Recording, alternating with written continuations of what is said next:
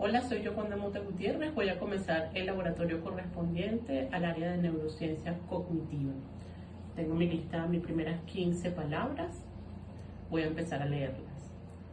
Café, juego, azul, corona, escritorio, luna, árbol, Navidad, abeja, sol, cabeza, bata, cuaderno, puerta, lata.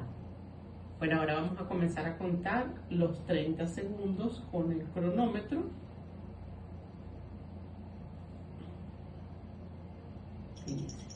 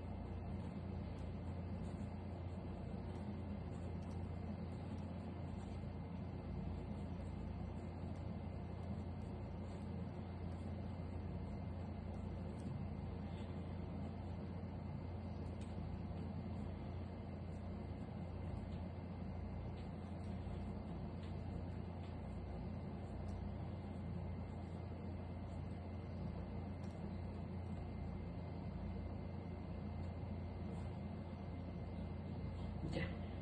Ahora vamos a proceder con la segunda parte del ejercicio con música de fondo.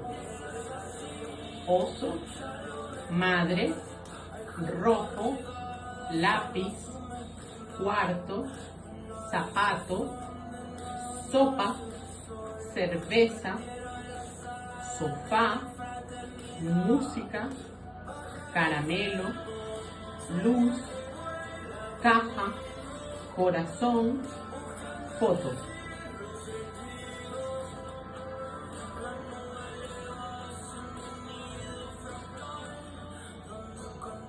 Procedemos a esperar los 30 segundos.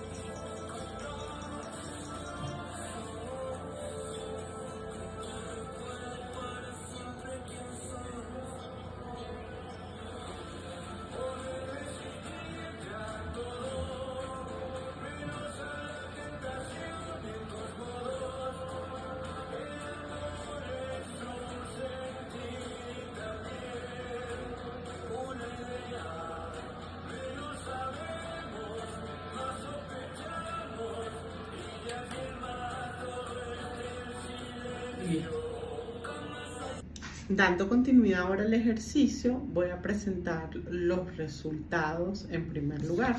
Podemos ver aquí esta tabla de doble entrada, ¿verdad? Donde vemos la condición sin distracción y con distracción. Y vemos las palabras recordadas, ¿no? Sin distracción recordé 8 palabras y con distracción recordé 6 palabras, ¿no?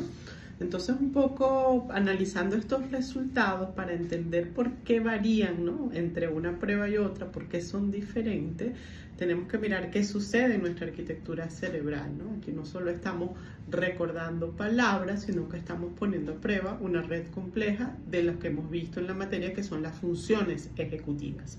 Entonces, en primer lugar, reflexionemos sobre la corteza prefrontal, ¿no?, que es el área clave para los procesos de control y de regulación.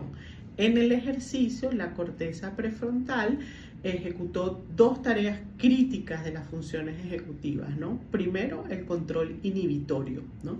Mientras escuchaba la música de fondo o el ruido, la corteza prefrontal intentaba bloquear o inhibir ese estímulo irrelevante para tratar de mantener el foco y la atención en las palabras. Y la segunda función ejecutiva es la memoria de trabajo, ¿no? Esta que nos muestra la pizarra mental. Como vimos en las diapositivas de la clase, ¿verdad? La memoria de trabajo tiene capacidad limitada y entonces al introducir ese ruido, saturamos ese sistema y obligamos a la corteza prefrontal a dividir sus recursos entre o procesar el sonido o retener las listas de palabras, ¿no? Entonces, reflexionando un poco sobre lo que es el filtro de la atención selectiva, nos damos cuenta de que la atención no es un proceso único, que es un filtro. Y con base a la neurociencia cognitiva, la atención selectiva nos permite priorizar o jerarquizar la información. Cuando agregamos elementos como distracciones, ¿verdad? Ruidos, ¿verdad? Que obstaculizan ese proceso, el lóbulo parietal, que es el que está encargado de la integración sensorial, recibe una sobrecarga de señales. Si ese filtro de la atención falla, la información no llega correctamente al siguiente paso, que es la codificación en la memoria. Entonces pasamos al tercer elemento de análisis, que tiene que ver con el hipocampo, digamos, del hipocampo a la plasticidad sináptica, ¿no?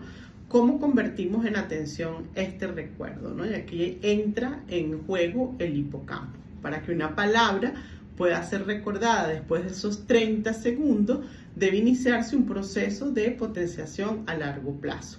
La distracción interrumpe la formación de esas conexiones sinápticas temporales.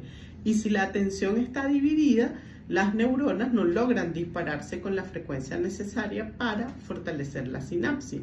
Esto explica por qué recordamos menos palabras o incluso en algunos casos ninguna palabra en la segunda lista, ¿no? Aquí no fueron tantas, fueron solo 6 menos, pero igual fueron menos, ¿no? Luego el elemento que tiene que ver con el factor del estrés y el sistema límbico, ¿verdad? Finalmente, ese ruido ambiental también puede activar el sistema límbico, que es nuestra brújula emocional. Si el ruido me resultaba molesto, ¿verdad? El cerebro pudo haber generado una pequeña respuesta de estrés. Y el cortisol que se libera en estas situaciones de estrés, incluso aunque sea bajo, aunque sea leve, afecta directamente el rendimiento de la memoria de trabajo y la capacidad de recuperación de los datos en la corteza prefrontal. Entonces, bueno, en conclusión, este ejercicio nos demuestra que el aprendizaje no es solo recibir datos, ¿verdad? Sino que ocurre un proceso de plasticidad sináptica donde las conexiones entre las neuronas se, digamos, modifican por la experiencia, ¿no? Entonces, para estudiar o para trabajar mejor, es necesario reducir las distracciones para que nuestra pizarra mental, que es la memoria de trabajo, funcione con fluidez. Bueno, muchísimas gracias por acompañarme en este viaje al interior y al análisis de nuestra mente. Gracias.